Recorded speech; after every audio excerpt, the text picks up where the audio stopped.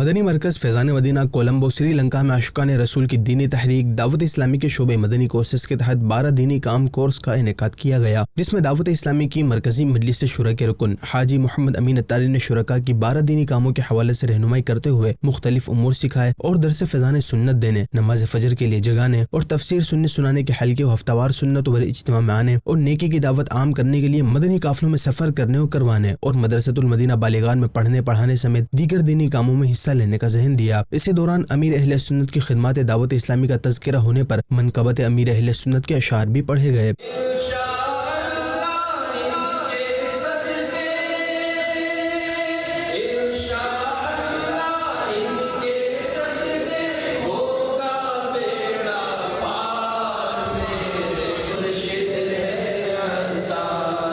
بارہ دینی کام کورس کے بعد فیضان مدینہ کولمبو میں ہی رکن شورا نے مقامی ذمہ داران کے مختلف امور پر رہنمائی کی۔